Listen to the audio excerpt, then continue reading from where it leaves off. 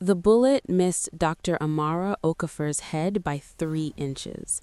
Glass exploded inward as she dove behind the laboratory counter, her heart slamming against her ribs. The vial of experimental serum she'd been holding shattered on the tile floor. 6 months of research spreading in a crimson pool that looked disturbingly like blood. Target acquired. East Wing, Laboratory 4. The voice was cold, professional, speaking in rapid Korean through what sounded like military-grade communication devices. Amara's hands shook as she pressed herself against the steel cabinet, her white coat now stained with the ruined serum. This couldn't be happening. Not here. Not in one of Seoul's most secure research facilities. Another shot. The microscope on her desk exploded in a shower of glass and metal. Then the door burst open. She didn't scream. Medical training took over, assessing, calculating. 5 men, armed, moving with synchronized precision. Not random intruders. This was planned, military, deadly. The last man through the door carried something that made her breath stop entirely. A body, draped over his shoulder like a broken doll, blood trailing across the pristine laboratory floor. Dr. Okafor. The lead man's voice cut through her panic. He was older, scarred, with eyes that had seen too much death. We need you. Now. Before we continue, please hit that like button and subscribe. It truly helps us grow and create more stories like this for you. Your support means everything to this channel. I'm calling security. Her voice came out steadier than she felt, her fingers already reaching for the emergency button hidden under her desk. Security is ours tonight. He nodded, and another man produced her laptop, screen already displaying her most private research files, every encrypted note, every illegal trial result. You're working on the Scarlet Death cure. You're the only one who's gotten close. Amara's blood turned to ice. That research was classified, hidden behind layers of security that should have been impenetrable. That research is years from human application. It's not ready. It needs to be ready now. The man carrying the body lowered it onto her examination table with surprising gentleness. Our boss has minutes, maybe less. The emergency lights finally kicked in, bathing everything in blood red. Amara found herself moving forward despite every instinct screaming to run. The man on her table was young, perhaps early 30s, with the kind of face that belonged on magazine covers. Sharp features, full mouth twisted in agony, dark hair plastered to his forehead with sweat. His skin had a grayish pallor that screamed internal hemorrhaging. She checked his pulse. Thready, rapid, failing. Scarlet Death? She was already cataloging symptoms, her medical mind overriding terror. Accelerated progression. The scarred man's jaw clenched. Someone poisoned him with a catalyst. He has maybe 40 minutes. Then take him to Seoul National Hospital. They have resources I don't. Every major hospital in this city is compromised. His enemies are waiting. The man's eyes locked on hers. You're his last chance, doctor. Name any price. Amara stared at the dying man. Up close, she could see the fine tremors racking his frame, the way his fists clenched against pain, the blood beginning to seep from his nose and ears. Classic end-stage symptoms. I don't want money. Her voice came out harder than intended, her fingers already reaching for the emergency button hidden under her desk. I want you gone when I stabilize him. All of you. Deal. She moved fast, drawing blood, running emergency diagnostics on her portable equipment. The results made her stomach drop through the floor. This isn't natural progression. She pulled up the analysis with shaking hands. The analyst is designed to trigger a hyperimmune response in Scarlet Death patients. It's flooding his system with antibodies that are attacking everything. It's brilliant, it's sadistic, and it's going to kill him in less than 30 minutes. Can you stop it? Amara's mouth went dry. My experimental serum might work, the synthetic antibodies could neutralize the catalyst, but there's a problem with delivery. What problem? IV won't work fast enough. The antibodies need activation through the patient's own biochemistry. She couldn't look at them. It requires direct transfer from a compatible donor. The room went silent, except for the dying man's labored breathing. Direct transfer how? The scarred man's voice was carefully neutral. Amara forced herself to continue. The antibodies in my research activate during intense physiological bonding. The hormones released during sexual intimacy trigger the antibody response. It's based on evolutionary biology, the body's most primitive trust mechanism. You're saying someone has to sleep with him to save his life. I'm saying someone with compatible blood type who's been inoculated with my experimental serum needs to bond with him, intimately and genuinely. She swallowed hard. The body can detect artifice. The connection has to be real enough to trigger the complete hormonal cascade. On the table, he convulsed violently. Blood ran from his nose in a steady stream now. He's dying, her voice broke. Right now, in front of us. The scarred man studied her with something that might have been respect. What do you need? Everyone out. This room needs to be private, temperature controlled. She took a shaking breath. And I need your word that what happens here stays here. No recordings, no witnesses. No one can ever know. You have my word. His hand went to his chest. The boss's life for your privacy. Fair trade. The men filed out, leaving Amara alone with a dying stranger whose name she didn't even know. She locked the door with trembling fingers, then returned to the table. His eyes were barely open, but they tracked her movement with predatory awareness even through the haze of poison.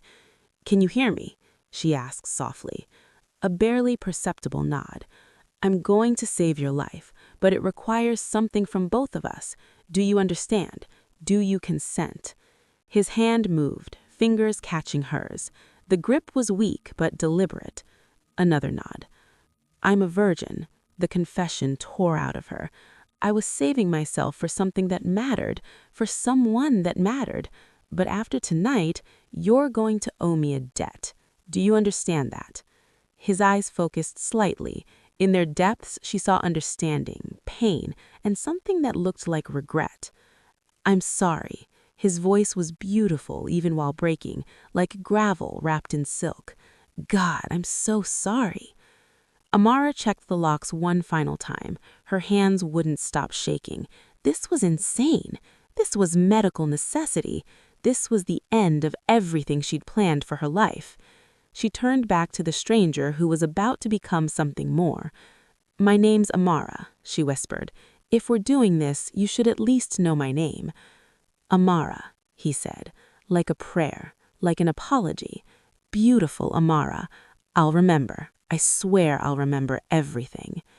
The serum was working. She could see it in the way his color improved and how his breathing steadied.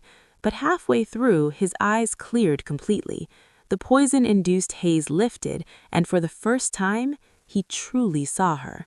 His entire body went rigid. "No!" Horror crossed his face. "No! You were saving your life," she finished, tears streaming down her face. "That's all this is." But they both knew she was lying. His hand cupped her face with devastating tenderness. "Amara, beautiful Amara, what have I done to you?" "You're going to live," she said simply. "That's enough. It has to be enough." When it was over, he collapsed into what looked like actual sleep. His vitals were strong, stable. The synthetic antibodies had worked better than she dared hope. Amara dressed with mechanical precision, her body feeling foreign and marked. She cleaned the laboratory with professional efficiency, erasing evidence, resetting equipment. Her reflection in the dark windows showed someone different, someone older, someone who'd traded something precious for a stranger's heartbeat. On the table, he slept peacefully. He looked younger now, less dangerous, but even in rest, there was a beauty to him that seemed almost cruel, the kind of face that started wars and toppled kingdoms. Amara allowed herself one moment to memorize him, the sharp angles of his jaw, the unexpected softness of his mouth. the way his hand, even unconscious, reached toward where she'd been. "Goodbye," she whispered. "Live well. Forget me. Please forget me." She left through the emergency exit before his men could return, her ID badge clutched in her hand. The plastic was cracked down the middle. Like her. Like everything. Seoul stretched below, glittering and indifferent. Amara walked until her feet bled, until sunrise painted the Han River gold, until she reached her apartment and finally allowed herself to shatter. She'd saved a life. That should feel heroic. Instead, it felt like she'd lost something she'd never get back. 3 weeks later, Dr. Amara Okafor stared at the test results until the words stopped making sense. Positive. The clinic walls seemed to close in, sterile white pressing against her vision. Pregnant. From one impossible night. One desperate act of salvation with a man whose name she'd learned only in gasps and fever dreams. Her hands shook as she pulled out her phone, typing his name into the search bar with numb fingers. What she found made her blood run cold. Min Junho, the Ghost King, head of the Min family, one of Seoul's most powerful criminal organizations, a man whose business dealings existed in shadows, whose name made politicians nervous, whose enemies disappeared without trace. And she was carrying his child. The logical choice would be to contact him. He'd been gentle despite the poison, remorseful even in desperation. Maybe he would help, support her, welcome their child. Or maybe he'd see her as a liability, a vulnerability, a target. Amara made her decision in the space between heartbeats. She would disappear, raise this child far from Seoul's deadly politics, give them a chance at normalcy, at safety. Before we continue, please hit that like button and subscribe. It truly helps us grow and create more stories like this for you. Your support means everything to this channel. That night, she packed 2 suitcases, maxed out her credit cards, left her resignation letter on her supervisor's desk. But at Incheon Airport, with her boarding pass to Lagos clutched in trembling hands, she saw them. Men in dark suits, watching, waiting. Not Min's men. She'd memorized the faces of his security team that night. These were different, wrong, predatory in a way that made her skin crawl. Amara changed her flight at the last possible second, chose a different gate, a different destination. When she finally collapsed into her seat bound for home, she pressed a hand to her still flat stomach and made a promise. "I'll protect you, no matter what. You're going to have choices, not obligations. I swear it." The plane lifted off, carrying her away from Seoul, from the laboratory where she'd sacrificed everything, from the man whose face haunted her dreams. Min Junho would never know he had a child. It was better this way. It had to be. 6 years later, Lagos, Nigeria. "Mama, the man in the black car is following us again." Amara looked down at her daughter, her heart clenching with familiar terror wrapped in love. Chioma was 5 years old, brilliant as sunrise, with Amara's warm brown skin and her father's devastating bone structure. Those eyes, sharp and knowing, were pure Min Junho. "What man, baby?" Amara kept her voice light, casual, even as her pulse accelerated. "The one watching our house. He drives a black Mercedes, license plate ending in 942. Chioma rattled off the information with disturbing precision. "He's been there for 4 days now." Amara's stomach dropped. "How do you know this?" "I have eyes, Mama." Chioma gave her that look, the one that said she was far too intelligent for comfort. "Are we in danger?" "No, sweetheart. Mama will handle it." But Amara was terrified. She'd built a good life here, chief of medical research at the university teaching hospital, published papers on blood disorders that were changing lives, raised her brilliant daughter in relative safety, always looking over her shoulder, always waiting for the past to catch up. And now it had. That night, after Chioma was asleep, Amara stood at her window watching the street. The black Mercedes sat there like a patient predator. Her phone rang. Unknown number. Every instinct screamed not to answer. She answered. Dr. Okafor? Or should I say Amara? The voice was unfamiliar, male, Korean accent threading through perfect English. We've been looking for you for a very long time. Who is this? Someone who wants to make a deal. You have something that belongs to our boss, a daughter, Chioma Okafor, age 5, remarkable resemblance to Min Junho, blood type AB-A, very rare, just like her father's. Amara's world tilted. Stay away from my daughter. That's not how this works. You disappeared with his child. In our world, that's called theft. A pause, heavy with threat. But our boss is willing to be reasonable. Come back to Seoul. Bring the child. Let him meet his daughter properly. And if I refuse, then we take her anyway. We've done it before, Dr. Okafor, multiple times, various circumstances. The voice hardened like steel. Be grateful he's giving you a choice. Most people don't get one. You have 48 hours to decide. The line went dead. Amara stood frozen, her reflection ghost-like in the window glass. She could run again, change identities, disappear deeper into anonymity, but these people had found her once. They would find her again, and next time they might not be so polite about it. Or she could face this, face him, the man she'd saved and abandoned, the father of her child, the man who'd whispered her name like it was sacred. Mama. Amara appeared in the doorway, clutching her stuffed elephant. Are you crying? Come here, baby. Amara pulled her daughter close, breathing in her scent, memorizing this moment. How would you feel about taking a trip? Where? Seoul, Korea. It's where your father lives. Chioma's eyes, so terrifyingly like his, widened. I have a father? Yes, and apparently he's been looking for us. It's time we stopped running. Is he scary?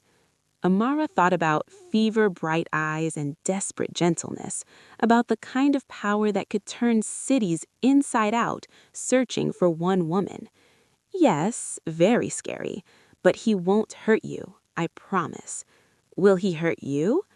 That was the question, wasn't it? I don't know, sweetheart, but we're going to find out together. The private jet was excessive. The security detail waiting at Gimpo Airport was terrifying.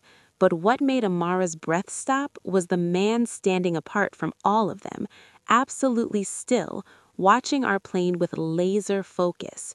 6 years had changed Min Junho. He was leaner now, harder, with coiled tension that suggested violence barely restrained. His suit probably cost more than my annual salary. But his eyes, those eyes that had begged forgiveness even while dying, were exactly as I remembered. They were fixed on Chioma with an intensity that was almost physical. Is that him? My father? Yes. He looks angry. He looks scared, Amara corrected softly. Min moved the moment they descended the stairs. His approach was controlled, measured, but Amara could see the tremor in his hands, the way his breath came fractionally too fast. He stopped 3 feet away, close enough to see every detail, too far to touch. Amara. Her name sounded destroyed in his mouth, like he'd been saying it in the dark for 6 years, never knowing if he'd speak it to her face again. His gaze dropped to Chioma. And this is my daughter. Chioma stepped forward with her father's fearlessness. I'm 5 years old. My favorite color is purple. I like mathematics and reading. Mama says I have your eyes." Min's composure cracked visibly. He dropped to one knee, bringing himself to Chioma's level. Up close, the resemblance was staggering. The same sharp features, the same intense gaze, even the same slight tilt of the head when analyzing something serious. "Hello, Chioma. I'm Min Junho. I'm 36 years old. I've been searching for your mother for 6 years. I didn't know about you until recently, but now that I do, I'm never letting you both go." "You sent men to threaten my mama," Chioma said voice. "I researched you on the internet. There are 23 articles about you. Most call you dangerous. 4 call you both, which I think is probably accurate."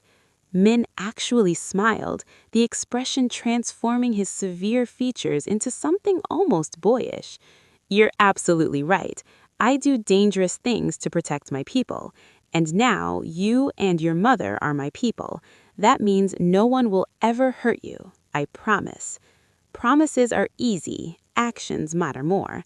Chioma crossed her arms. "Did you really not know about me, or were you avoiding responsibility?" "Chioma!" Amara gasped. But Min held up a hand. "It's a fair question. The truth is, I didn't know. Your mother disappeared to protect you, which was brave and necessary. If I had known, I would have moved heaven and earth to find you both."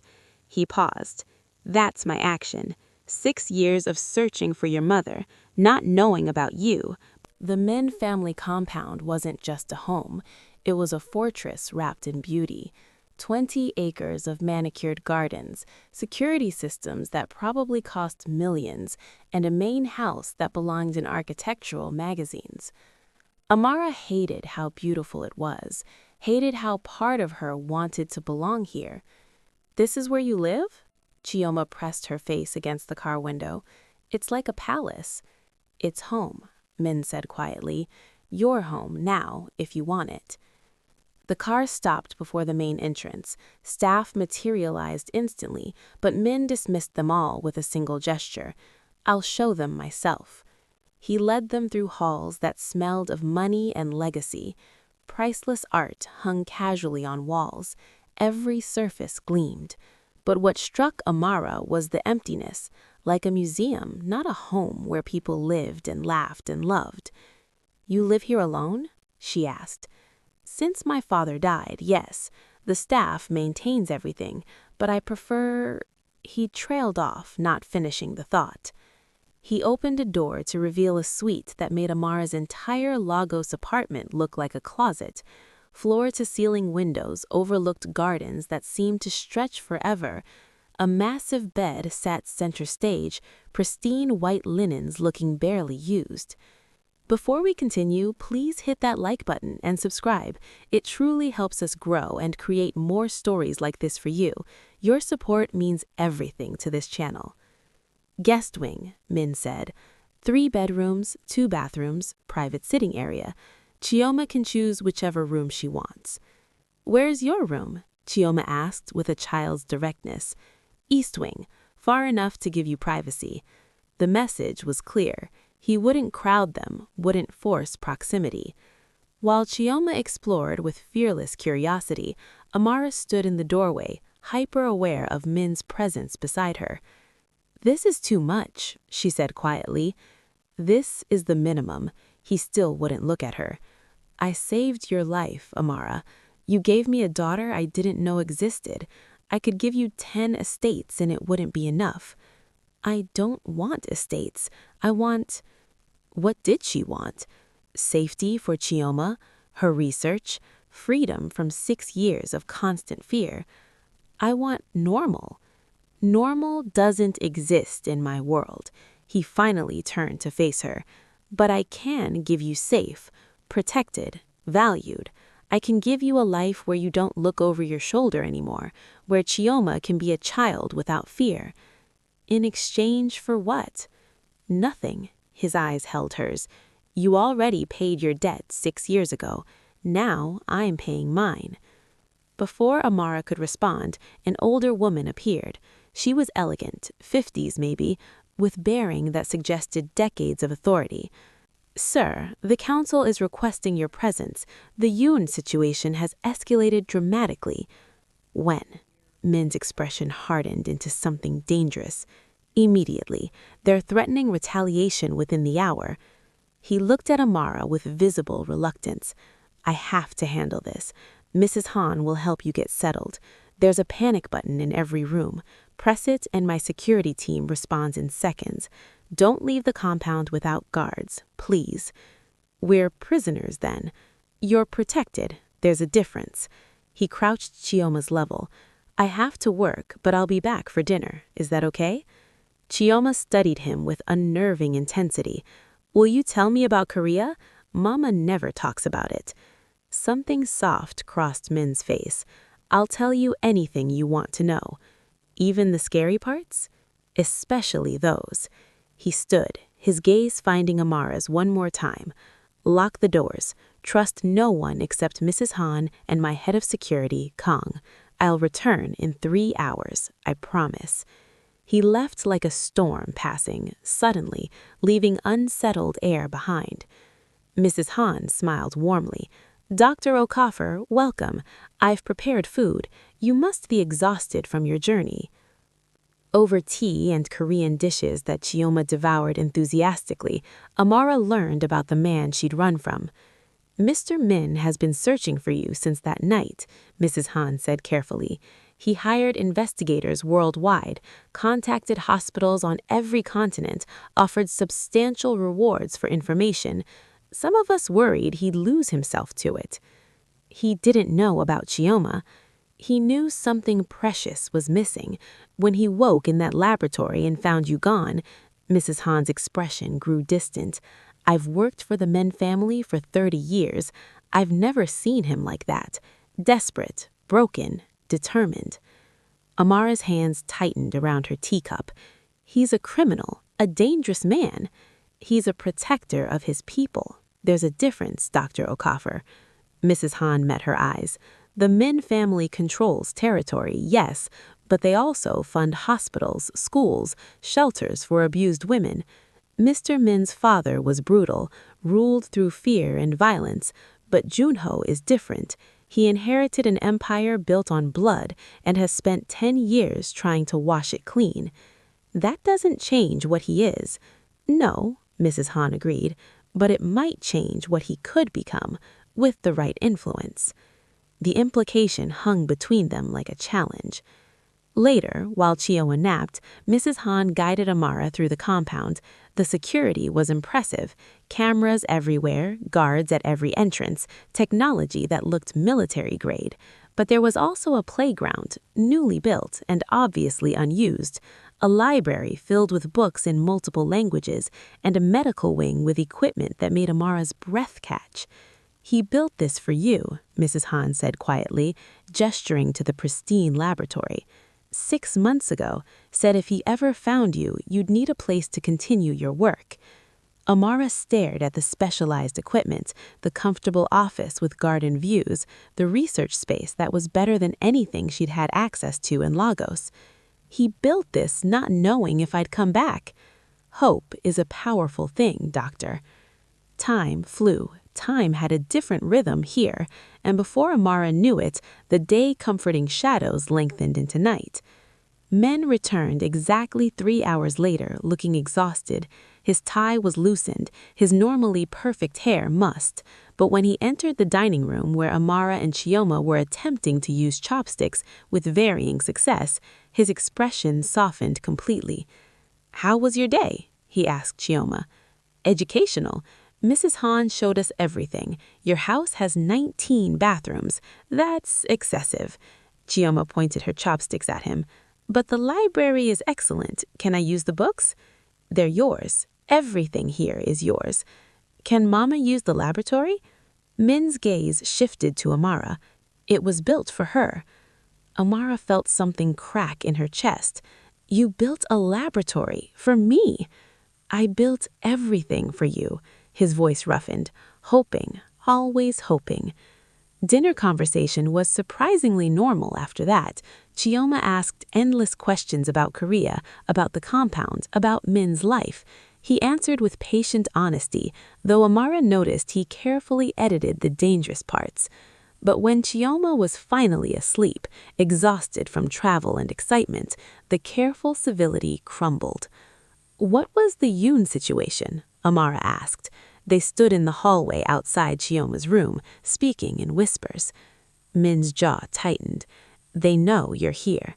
They know about Chioma." "How?" "Airport security footage, social media algorithms. You can't hide in the modern world, Amara, not from people with resources." He ran his hand through his hair, frustration evident. Yoon Tae-jin made an official challenge. He wants to negotiate for access. Access to what? You. The word came out flat, dangerous. Your research specifically, the treatment that saved me. The Yoon family has scarlet death in their bloodline, too. They want the cure. "I can't. It's not ready for mass production.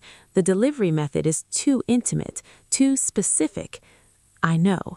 Min's eyes held dark amusement. "Which is why Yoon's proposal is particularly insulting. He wants to marry you, gain access to your research, and legitimize his claim to Min territory through your connection to me and Chioma. That's insane. That's politics in my world. You and Chioma are leverage now, the most powerful pieces on the board." He moved closer, his voice dropping. "Which is why you can't leave this compound, why my security team will shadow you everywhere, why I need you to trust me when I say I will kill anyone who tries to touch either of you." The possessiveness in his voice should have scared her. Instead, it made heat flood her veins in ways she didn't want to examine. "I didn't ask for this," she whispered. "I know." His hand rose, hesitated, then gently tucked a curl behind her ear. The touch was electric, sending shivers down her spine. "This can't happen again," she said, meaning the closeness, the way her heart raced, meaning everything. "Why not?" "Because it wasn't real. It was medical necessity, antibodies and hormones and desperation." "Look at me." His voice was rough. "Look at me and tell me it was just science." Amara met his eyes, saw the hunger there, the barely restrained want, but also something deeper, longing, regret, hope. The formal dining room was designed to intimidate.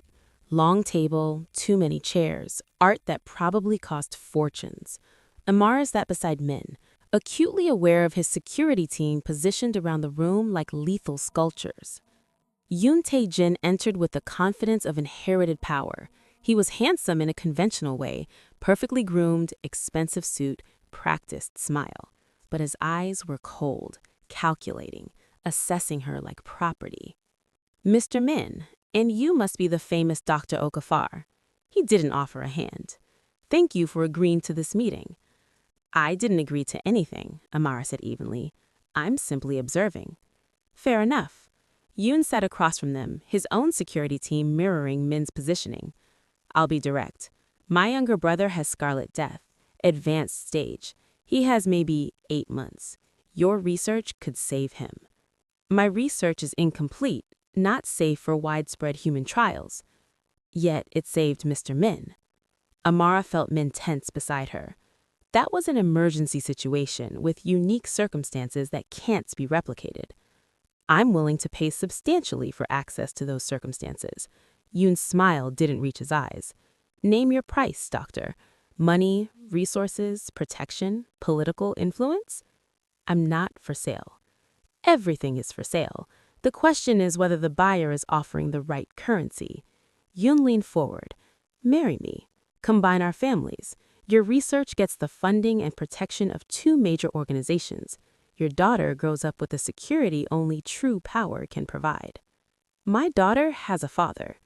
"Mr. Min is many things, but a father?" Yoon's voice took on false sympathy. "He didn't even know she existed until days ago. Can you really trust him with something so precious? A man who builds his empire on violence and fear?" "I trust him more than I'd ever trust you," Amara said evenly. "At least he's honest about what he is." Yoon's smile tightened dangerously. "Honest? Has he told you about the 17 families he's destroyed, the businesses he's bankrupted, the men who've disappeared for crossing him? Has he told you about the hospitals he's built, Amara countered, the shelters he funds, the fact that his territory has the lowest crime rate in Seoul because he actually protects his people instead of exploiting them? You've been here one day and already you're defending him. How touching. Yoon leaned back, his expression hardening. Tell me, doctor, when he came to you at night in the laboratory, were you really saving his life?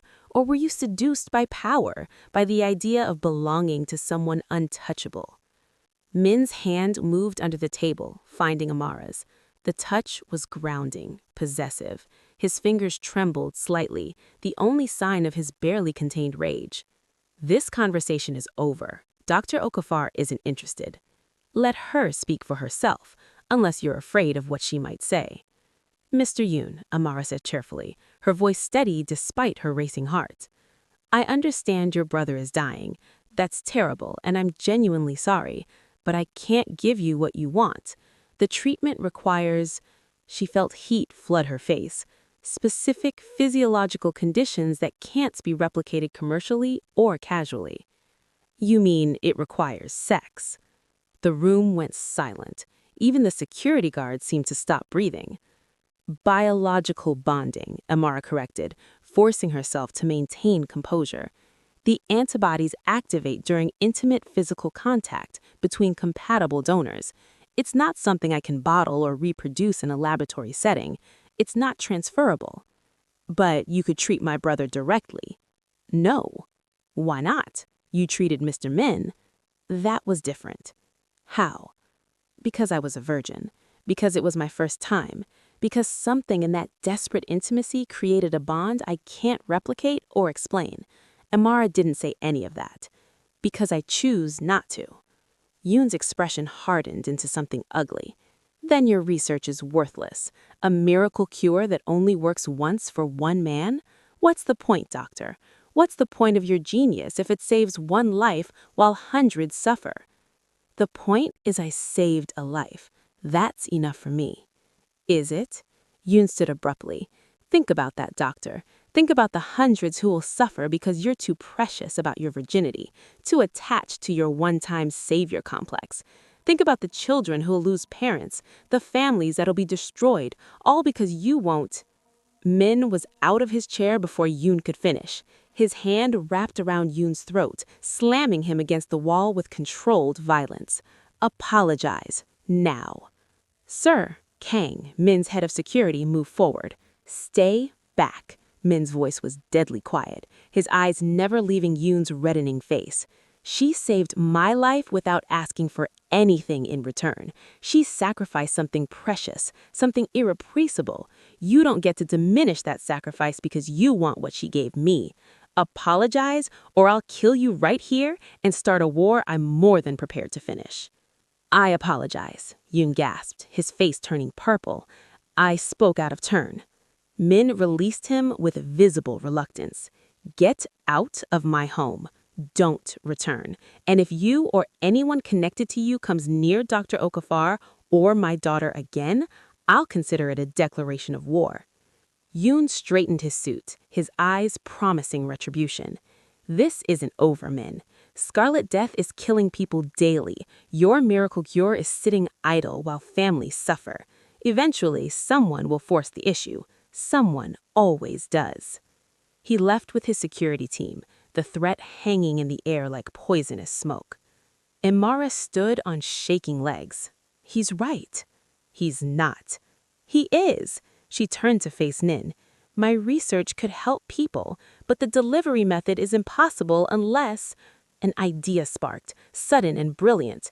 Unless I can synthesize the bonding hormones artificially, create an activation trigger that doesn't require actual intimacy. It could take years of research, but... Then you'd better get started. Min's expression softened. You have everything you need here. Time, resources, equipment. Take as long as you need. For 3 weeks, Amara threw herself into work with obsessive focus. The laboratory Min had built was perfect. everything she needed and equipment she'd only dreamed about. She worked 18-hour days, sleeping in the office when exhaustion finally claimed her, barely eating. Min didn't push. He kept his distance, respecting the boundaries she'd drawn. But he was there, quiet and supportive, bringing food she barely touched, carrying her to bed when she fell asleep at her desk, leaving notes of encouragement that she pretended not to treasure. Chioma adjusted with the resilience of children. She explored the compound, charmed the security team, convinced Mrs. Han to teach her Korean, but she also asked uncomfortable questions. "Why won't you let father into your lab?" Chioma cornered Amara in the library one evening, her expression far too knowing for a 5-year-old. "It's complicated, sweetheart." "That's what adults say when they're scared." Chioma climbed into her lap. "Are you scared of him?" "I'm scared of me, of what I feel when he's close." "What do you feel?" How could she explain to a 5-year-old that proximity to Min made her body remember things it shouldn't, that every time he looked at her, she felt stripped bare and seen in ways that terrified and thrilled her? "I feel confused," Amara said finally.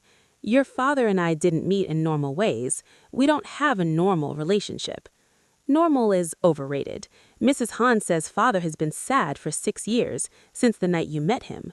Chioma's serious eyes held too much understanding. "You made him sad by leaving." "I was trying to protect you." "By protecting me from him?" That question lodged in Amara's chest like a blade. That night, unable to sleep, she wandered the compound gardens. Cherry blossom trees swayed in the breeze, petals drifting like snow. The air smelled of jasmine and earth, and something indefinably Korean that made her homesick for a place that never truly been home. She found Min in the courtyard practicing martial arts. Fluid movements, controlled power, beautiful precision. Each motion was poetry, deadly grace wrapped in human form. He moved like violence incarnate, but there was artistry in it, discipline that spoke of years of training and absolute control. He stopped when he saw her, his chest rising and falling with exertion. Moonlight painted him in silver and shadow, making him look almost ethereal, dangerous and beautiful in equal measure. "Can't sleep?" Thinking too much, Amara moved closer, drawn despite herself. The grass was soft beneath her bare feet, cool with evening dew. She stopped a few feet away, maintaining what felt like safe distance. "What did you tell her when Chioma asked why you won't let me into your lab?" Min asked. "That it's complicated," Amara said, wrapping her arms around herself, suddenly cold despite the warm night. "But the truth is, I'm scared of being close to you, of what happens when we're alone together."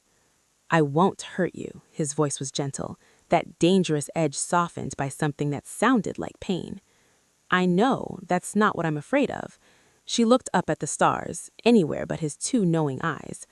"I'm afraid I'll stop being afraid, that I'll trust you completely and you'll become my whole world, and then—" She swallowed hard. "And then what? Then if I lose you, I'll lose everything. I barely survived leaving you once. I can't do it again." The silence stretched between them, heavy with everything unsaid. Min moved closer, not touching, but near enough that she could count his heartbeats and the pulse visible at his throat. "Why did you really build this place?" The security alarms shrieked like wounded animals. Min had Amara shielded before she could process what happened, his body covering hers as debris rained down, sharp fragments of stone and glass. "Chioma!" Amara screamed, terror ripping through her. "Kang has her. She's in the safe room." Min was already moving, pulling her toward the main house with controlled urgency. Yoon just declared war. More explosions, gunfire crackling through the night. The peaceful compound transformed into a battlefield in seconds. Min's security team moved with professional precision, but they were clearly outnumbered. "How many?" Min barked into his radio, his body still shielding Amara as they ran. 25 plus, armed with military-grade weapons. Kang's voice crackled with urgency. "Sir, they're targeting the residential wing. They breached the east perimeter. 4 of our men are down." Where Chioma slept, where their daughter was vulnerable, terrified, waiting for parents who might not come. Min's expression went Arctic, the transformation instantaneous and terrifying. This wasn't the man who'd gently courted her, who'd built her a laboratory, who'd looked at their daughter with such tender wonder. This was the Ghost King, the man who'd built an empire on calculated violence and absolute control. "Get Dr. Okafor to the safe room. I'm going for our daughter." "Sir, they're between you and the residential wing." "I don't care." Min's voice held absolute certainty, cold as winter steel. "She's my child. I'm getting her." He turned to Amara, his expression softening for just a heartbeat. "Trust me. Please trust that I'll keep my promise to her. To you." Then he kissed her, hard and desperate and claiming, like he was marking her, imprinting himself one final time in case he didn't come back. "I love you," he said against her lips. "I should have said it sooner, but I love you, and I'm not letting Yoon take anything else from us." Then he was gone, disappearing into smoke and chaos, moving with lethal purpose toward the residential wing. Amara let Kang guide her to the safe room, a reinforced bunker beneath the main house. Inside, Mrs. Han waited with Chioma, who looked terrified but unharmed, clutching her stuffed elephant like a lifeline. "Mama!" Chioma launched herself into Amara's arms, small body trembling. "I'm here, baby. I'm here. The bad men came. Father sent Kang to get me before they could." Chioma's voice cracked. "He said to tell you he'd come back. He promised, Mama. He promised." Amara held her daughter close, listening to the muffled sounds of battle above. Gunfire, shouting, explosions that made the walls shake. Every instinct screamed to go to him, to help somehow, but she was trapped in safety while men fought for their lives. Time crawled. Minutes felt like hours. The sounds of battle intensified, then gradually faded. Then, finally, terrifying silence. The safe room door opened with a heavy metallic sound. Min stood there, covered in blood and soot and God knows what else, but alive, gloriously, impossibly alive. His shirt was torn, revealing cuts and bruises, but his eyes were clear, focused, finding them immediately. "It's over," he said simply, his voice rough with exhaustion. "Yoon is dead. His men are captured or fled. We won." Amara wanted to run to him, to touch him, to confirm he was real and whole, but Chioma got there first, wrapping her small arms around his legs with fierce intensity. "You came back. You promised and you came back." Min lifted her easily despite his injuries, holding her close, his eyes closing briefly as if in prayer. "Always, little one, always." His eyes found Amara's over their daughter's head. In them, she saw exhaustion, relief, and something fierce and possessive that made her breath catch and her heart stutter. They'd survived. Barely, but this was their reality now, violence and danger and impossible choices. The question was, could she live with it? Later, after Chioma was finally settled in bed, surrounded by extra security and Mrs. Han's protective presence, Amara found Min in his private office. He'd showered but looked haunted, staring at his blood-stained shirt like it held answers to questions he couldn't voice. 26 men, he said without looking up. Yoon brought 26 men to take what's mine. I killed 9 of them with my own hands. Amara closed the door behind her, the soft click echoing in the silence. "You did what you had to do." "I enjoyed it." His voice was flat, emotionless, in a way that was worse than anger. "I enjoyed killing the men who threatened my daughter. Does that make me a monster?" "It makes you a father." "Is there a difference?" Amara moved around the desk, taking the ruined shirt from his hands. Their fingers brushed, and she felt him tremble. "Tonight, you protected us. You kept your promise to Chioma. You came back." She met his eyes. "That's not a monster. That's the man I—" She stopped. The word lodged in her throat, terrifying and true, and impossible to take back once spoken. "The man you what?" Min's hands found her waist, pulling her closer with careful intensity. Say it, Amara. Whatever you're afraid of, say it. The man I think I could love, if I let myself, if I'm brave enough. His expression cracked, all that careful control shattering. You're already the bravest person I know. Then ask me again. Ask me what you asked in the garden before Yoon interrupted everything. Understanding flooded his features, followed by something that looked like hope. Let me earn you. Let me prove I'm worth the risk. Let me show you this is real, that what we have is worth fighting for. Yes, the word came out breathless but certain, but on my terms, slowly, with honesty and time and space to figure out what this is between us. Whatever you need, his hands trembled against her waist.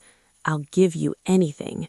I need you to understand I'm terrified of this, of you, of what I feel when you look at me like that. Like what? Like you're something precious you've been searching for forever.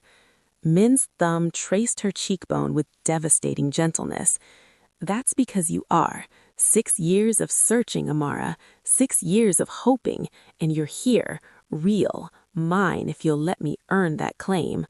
I'm not yours yet. Yet. His smile was devastating, transforming his severe features. I'll take yet.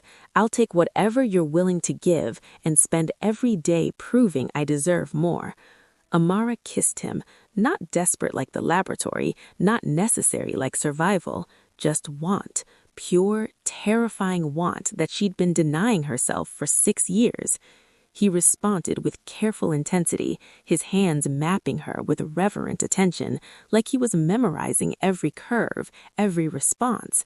This wasn't about antibodies or medical necessity. This was about two people finding each other across impossible circumstances and choosing to stay. When they finally broke apart, both breathing hard, Min rested his forehead against hers. Stay, he whispered, not because of Chioma, not because it's safer. Stay because you want to, because this, he gestured between them, is worth exploring, worth fighting for. I have conditions. Name them, all of them. My research continues independently. I'm not just the woman who saved you. I'm a doctor, a scientist. That matters to me. Agreed. Absolutely. Chioma comes first. Always. If your world becomes too dangerous, if she's at risk, we leave. No argument, no negotiation. Agreed. And you don't get to be possessive and controlling. I'm a partner, not property. I need autonomy, respect, equality. Min's smile turned wicked, dangerous in the best way.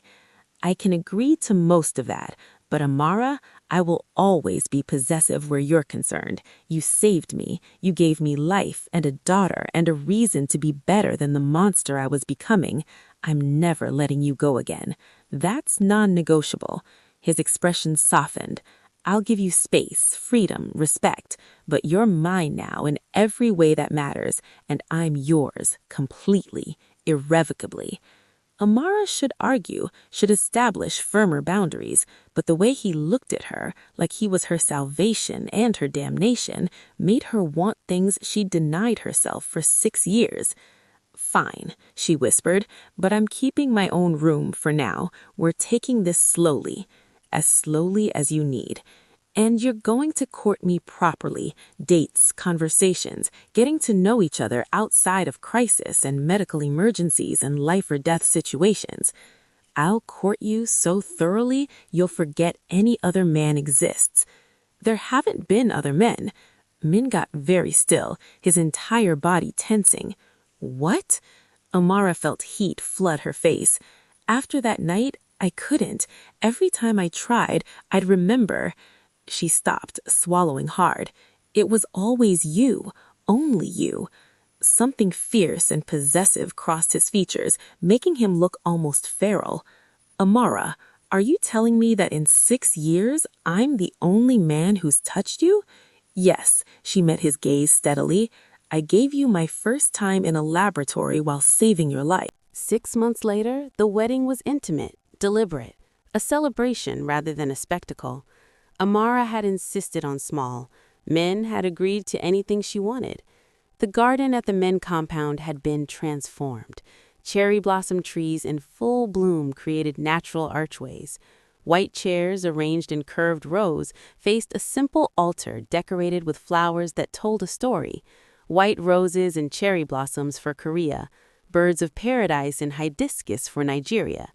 Traditional Korean lanterns hung alongside fabric draped in patterns that echoed Amara's homeland. Amara stood in the bridal suite, looking at herself in the mirror. The woman staring back was different from the terrified doctor who'd fled Seoul 6 years ago, different even from the cautious mother who'd returned 3 months ago. Her wedding dress was a masterpiece of cultural fusion. The bodice fitted perfectly, off-shoulder designs showing her collarbones, with subtle embroidery that incorporated both Korean and Nigerian patterns. The skirt flowed like water, layers of silk that moved with her.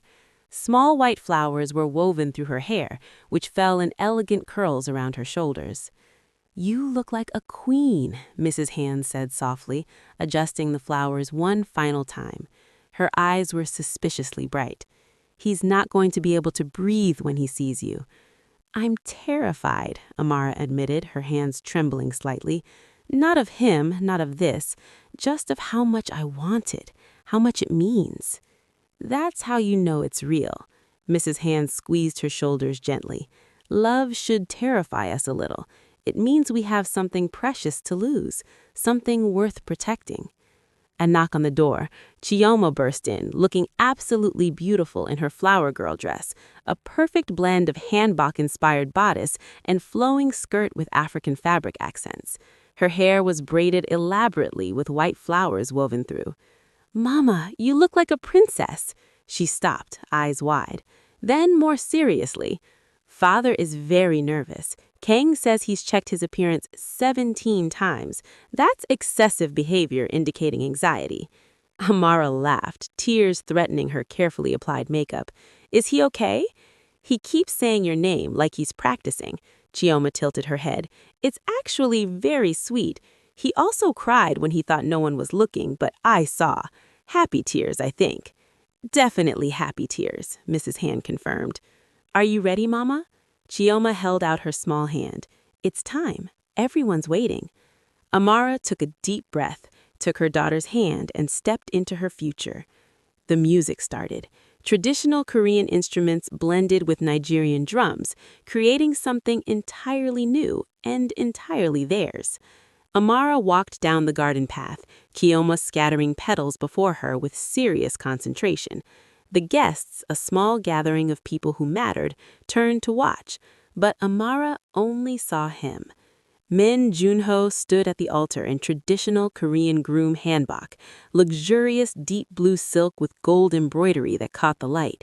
He looked devastatingly handsome, but what made her breath catch was his expression. He was crying, unashamed tears streaming down his face as he watched her approach. His hands trembled at his sides. His eyes, usually so controlled and dangerous, were completely open, showing everything he felt: wonder, disbelief, overwhelming love. When she reached him, he whispered so only she could hear, "You're real. You're here. You're mine." "I'm yours," she confirmed, "and you're mine, finally, completely." The ceremony was short, meaningful. They'd written their own vows. Min spoke first, his voice rough with emotion. "Amara, 6 years ago you gave me life when I was dying, but that wasn't when you saved me. You saved me when you came back, when you chose me, when you trusted me with our daughter and with your heart. I was a man built on violence and fear, but you saw something worth saving. You made me want to be better. You gave me a family, a purpose, a reason to build something beautiful instead of just protecting something broken." His hands tightened on hers. "I promise to spend every day earning the gift of your love. I promise to protect our family, to honor your work, to stand beside you as a partner. I promise to be the man you see when you look at me with those eyes, the man worthy of your sacrifice and your trust. I love you, Amara. I will love you until my last breath and beyond." Amara's turn. She thought she'd be composed, but tears were already falling. "Junho, When I saved your life in that laboratory, I thought I was losing everything, my innocence, my plans, my future. I didn't know I was finding everything. You've given me a home, not just a place, but a feeling of belonging. You've protected our daughter with a ferocity that still takes my breath away. You've supported my work without ever asking me to be less than I am. She smiled through tears. You're dangerous and gentle, powerful and tender, exactly as contradictory and complex as love itself. I choose you, not because of debt or obligation or even necessity. I choose you because you're you, because loving you feels like breathing, because building a life with you feels like the bravest and best thing I've ever done. I promise to stand beside you, to challenge you, to love every version of you. I promise to trust you with my heart, our children, our future.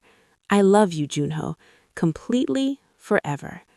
When the officiant pronounced them married, Min pulled her close and kissed her like she was oxygen and he'd been drowning for 6 years. The small crowd erupted in applause. Chioma cheered loudly. They're married, finally! This took forever. The reception was beautiful, intimate, exactly what they'd wanted. Tables arranged under strings of lights, food that blended both cultures, Korean and Nigerian dishes side by side, music that made people dance and laugh. Mrs. Han pulled Amara aside during dinner, her eyes bright with tears. You saved him twice, you know, once in that laboratory when you gave him life, and again when you came back, when you gave him purpose and hope. He was a good man trapped in his father's legacy, trying so hard to be different but not knowing how. You showed him how. I saved him too, Amara said, watching her husband across the reception. He was in deep conversation with Kang, while Chioma tugged insistently on his shoulder. Without breaking conversation, he lifted Chioma easily, settling her on his hip so she could participate. His expression was soft, patient, so different from the cold man who'd met them at the airport. He gave me a home, safety, a reason to stop running, and love, so much love I sometimes don't know how to hold it all. You hold it together, Mrs. Han said simply. That's what family does. Later, dancing under the stars, Min pulled Amara close. Happy? He asked softly. Terrified, happy, overwhelmed, grateful, in love. All of it at once. Good, he kissed her forehead. That's how I feel every day, like I can't believe this is real, that you're real, that you chose me. Always, Amara promised. I choose you always. That night, in their private suite with Seoul glittering below and moonlight streaming through floor-to-ceiling windows, there was no desperation, no medical necessity, no poison or fear or sacrifice. There was just them, choice, love, want. Min stood by the window, his formal wear exchanged for a simple white shirt partially unbuttoned, looking out at the city he controlled but no longer defined him. Amara approached slowly, her wedding dress exchanged for silk that whispered against her skin. When she touched his shoulder, he turned immediately, his hand reaching for hers. I've been waiting for this, he said quietly. Not just tonight, but this. You coming to me because you want to, not because you have to. No debt, no obligation, just us, Amara finished. Just love. He pulled her close, his forehead resting against hers. I love you, Amara Okafor Min, my wife, my salvation, my everything. I love you, Junho, my husband, my partner, my home. 18 months later, Amara stood in her laboratory, staring at the results on her computer screen with shaking hands.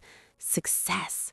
After 2 years of obsessive work, countless failures, and persistent determination, she'd done it. The synthetic bonding hormones were stable. The activation trigger didn't require intimacy. The antibodies responded exactly as theorized. She'd created a cure for scarlet death that could be mass-produced, distributed, used to save hundreds, maybe thousands of lives.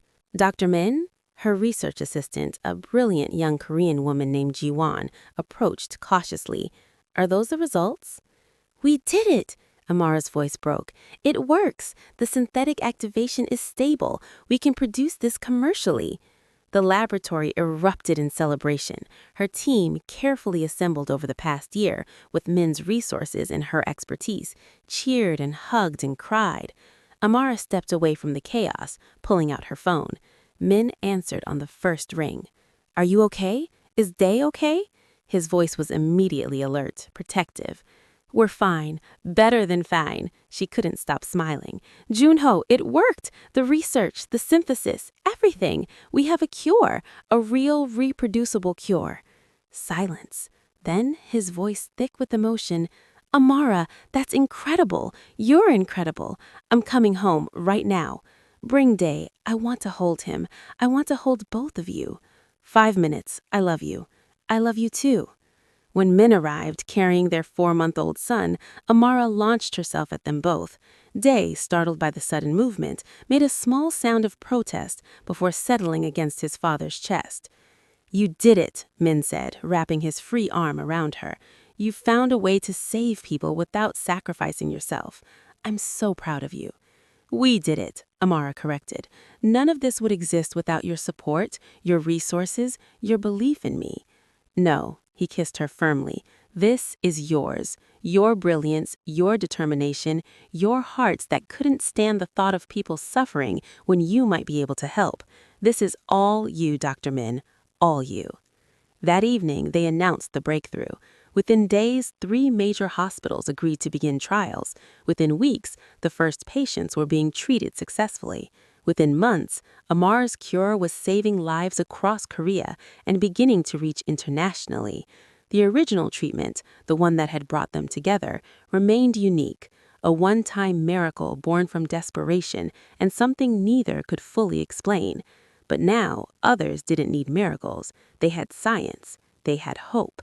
And Amara had proven that the woman who'd saved one man's life in a laboratory could save hundreds more in the light. 2 years after the wedding, the family was complete. Min Junho, now 39, looked at the scene before him and felt something he'd never expected to feel: peace. His son, Day, slept in his arms, 4 months old and perfect. The baby had Amara's warm skin tone, lighter than hers but darker than his, a beautiful blend. Min's features were there in miniature, softened by Amara's warmth. The baby breathed softly, completely trusting, completely safe. Beside him on the garden bench, Amara leaned against his shoulder. Her hair, loose and curling in the breeze, tickled his neck. Her hand rested on his arm, her wedding ring catching the golden sunset light. She was looking at their son with such love it made his chest ache. "He's going to be spoiled," she said softly. "Between you, Chioma, Mrs. Han, and the entire security team, this child will never touch the ground." "He's a Min," Junho said with mock seriousness, "and an Okafor. He deserves to be spoiled." On the grass in front of them, 7-year-old Chioma sat down her journal and joined them on the bench, squeezing between her parents. She looked at her baby brother with the serious affection she applied to everything. "He's growing well," she announced. "Proper weight gain, healthy coloring, good breathing patterns. I've been monitoring." "Of course you have," Junho said, unable to hide his smile. He wrapped his free arm around Chioma, pulling her close. "You're going to be an excellent doctor someday." "I'm going to be an excellent everything," Chioma corrected, with childish confidence. "Doctor, researcher, and tactical operator. Multitasking is efficient." Amara laughed, the sound pure and joyful. "Just be a child for a little while longer, okay? You have time to be excellent at everything." "Mama's right," Junho added. "Enjoy being 7. Enjoy having a baby brother to boss around. Enjoy this." He gestured at the garden, the compound, their family gathered together. "This is what everything else is for. Moments like this." Chioma considered this, then nodded. "Okay, I'll enjoy being 7, but I'm still monitoring Day's development. Someone has to." Cherry blossom petals drifted through the air, catching the golden light. The gardens were in full bloom. In the background, Mrs. Han watched them from the terrace, her expression soft with maternal pride. Security team members were visible at their posts, but they weren't just guards anymore. They were family, too. invested in protecting not just the boss, but a family they'd watched form against all odds. "Are you happy?" Amara asked softly, the question for Junho alone, though Chioma could hear. He looked at his wife, his daughter, his son, his family, his everything. "I didn't know I could be this happy," he admitted. "6 years ago, I was dying on a laboratory table. I had power, money, control over half of Seoul, but I had nothing that mattered, nothing that was mine, really mine." He shifted Day carefully, his hand finding Amara's. "You gave me life twice. Once when you saved me, once when you came back and gave me a reason to live, not just survive." "You gave me the same," Amara said thick. "I was running, terrified, alone. You gave me a home, a partnership, a love I didn't think I deserved." "You deserve everything," Min said fiercely, "everything good in this world, and I'm going to spend every day making sure you have it." Chioma, sandwiched between them, sighed dramatically. "You're both very emotional. It's actually quite sweet, but also scientifically interesting. The oxytocin levels in this family must be extraordinary." They laughed, the sound carrying across the garden. The sun set slowly, painting everything gold and pink and perfect. Seoul stretched out beyond the compound, glittering and dangerous and beautiful. Min's empire still existed, his territory still required management, his enemies still existed. But he'd learned something crucial. Power meant nothing without something to protect. Control was meaningless without love to give it purpose. He'd built hospitals with Amara's research money, 3 new facilities in the past year alone, offering her Scarlet Death treatment at cost to anyone who needed it. He'd used his influence to protect medical research facilities, to fund scholarships for students like Amara had been, to create something good from his father's legacy of violence. He was still dangerous, still capable of lethal violence when his family was threatened. But now he was something more, a husband, a father, a partner to a woman who'd changed the world by refusing to let him die. "What are you thinking?" Amara asked, reading his expression. "I love you," he said simply, "that this, right here, is everything I never knew I needed, that I'd do it all again, every moment, every choice, every second, just to end up here with you. Even the poison," she teased gently, "even the poison, because it brought you to me. I prefer the version where we meet at a medical conference, much less dramatic, no near-death experiences. But would you have given me a chance at a medical conference? A dangerous criminal who controls half of Seoul?" Amara considered. "Probably not," she admitted. "I would have been too scared, too cautious." "Exactly. Sometimes fate requires drama. Fate required me to sacrifice my virginity in a laboratory to save a dying stranger." "When you put it that way, fate sounds cruel." Min's expression sobered. "But it brought us here, and I wouldn't change it. I'd protect you from that choice if I could, but I wouldn't change where we ended up." "Neither would I," Amara said softly. Baby Day stirred, making soft sounds against his father's chest. Min adjusted him gently, the movement practiced and natural. Who would have thought the Ghost King, Seoul's most dangerous man, would be so tender with an infant? "He's going to need feeding soon," Amara observed. 5 minutes, Min said. "Let me have 5 more minutes of this, all of us together, safe, happy." So they sat, the 4 of them, as the sun set on Seoul and the stars began to emerge. Cherry blossoms drifted down like snow. Chioma eventually dozed off between her parents, her head on her mother's lap. Day slept on in his father's arms. Amara's hand stayed linked with Junho's, their fingers intertwined, their lives intertwined. "Thank you," Min said quietly, not wanting to wake the children. "For everything, for saving me, for coming back, for giving me this family, for loving me despite everything I am. Thank you for being worth saving, for proving that love can heal, that broken things can be made whole, that sacrifice can lead to joy. We did it," he said. "Against everything, we did it." "We did," she agreed. And as night fell completely, wrapping the family in gentle darkness, they stayed together. Not because they had to, not because of debt or obligation or necessity, but because they chose to, because love, real love, was always a choice. And they chose each other. Today, tomorrow, always. Some stories end with happily ever after. This one was living it, every day, every moment, every breath. Their story had started with poison and desperation, with a virgin's sacrifice and a dying man's fever dreams. But it had become something beautiful, a family, a partnership, a love that had survived everything thrown at it. And it would continue, through years and challenges and joys yet to come, through Chioma's growing up, through Day's first words and first steps, through hospital openings and research breakthroughs and quiet family dinners, through life in all its complicated, messy, beautiful glory. Together, always together. Thank you for staying with us until the very end.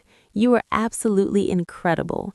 If this story touched your heart, please like, share, and subscribe for more romance content that will make you believe in love that conquers all. Drop a comment telling me where you're watching from and what moment in Amara and Junho's journey touched you most. Your support means the world and helps us create more stories about love, sacrifice, and second chances. Until next time, remember, sometimes the greatest loves come from the most impossible circumstances. Keep believing in miracles.